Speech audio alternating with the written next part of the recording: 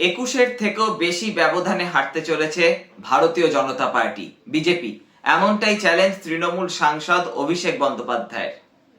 এবং মাথায় রাখতে হবে, অভিষেক বন্দ্যোপাধ্যায় কিন্তু এই প্রথম নয়, এর আগেও তিনি একাধিক সভা থেকে দাবি করেছেন যে বিজেপি 2021-এর থেকেও খারাপ ফল করতে চলেছে।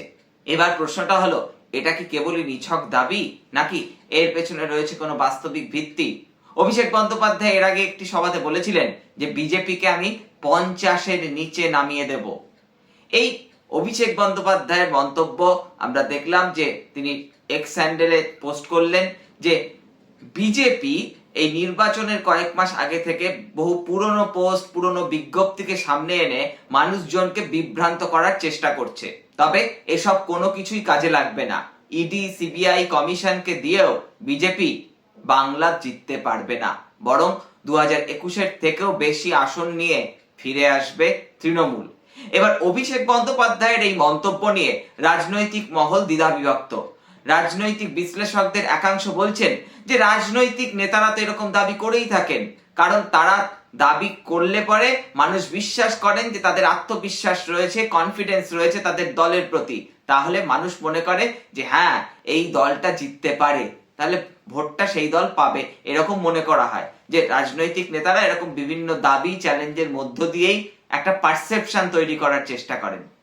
কিন্তু উল্টো দিকে আবার অনেক রাজনৈতিক বিশ্লেষক এটাও মনে করিয়ে দিচ্ছেন যে অভিষেক বন্দ্যোপাধ্যায় কিন্তু শুধুমাত্র একজন সাধারণ মানের রাজনৈতিক নেতা নন, তিনি কিন্তু একই সঙ্গে রাজনীতিকে কিভাবে কর্পোরেটাইজ করা যায় বা রাজনীতিকে কিভাবে পুরোপুরি একটা প্রযুক্তির মাধ্যমে ঢেলে সাজানো যায়, তিনি তা বাস্তবিকভাবে আইপ্যাকের সাহায্যে পশ্চিমবঙ্গে করে দেখিয়েছেন বা করে দেখাচ্ছেন।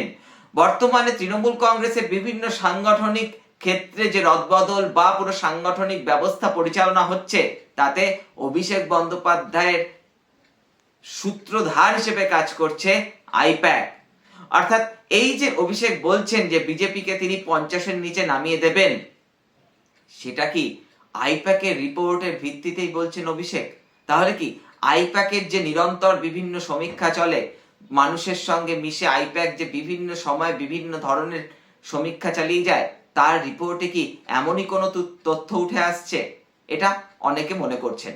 আবার একই সঙ্গে কেউ কেউ বলছেন যে মনে রাখতে হবে 2019 সালের লোকসভা নির্বাচনের আগে এই অভিষেক বন্দ্যোপাধ্যায় ব্যারাকপুর লোকসভা কেন্দ্রে গিয়ে বলেছিলেন যে অর্জুন সিংকে যদি 2 লক্ষর বেশি ভোটে হারাতে না পারি, আমি রাজনীতি ছেড়ে দেব।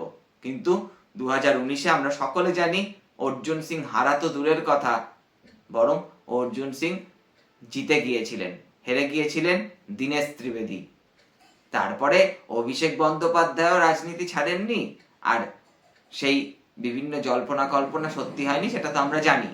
এবার অনেকে আবার এক্ষেত্রেও বলছেন যে 2019 সালের লোকসভা নির্বাচনের অভিষেক বন্দ্যোপাধ্যায় আর 2025-এর অভিষেক বন্দ্যোপাধ্যায়ের মধ্যে একটা সূক্ষ্ম পার্থক্য রয়েছে।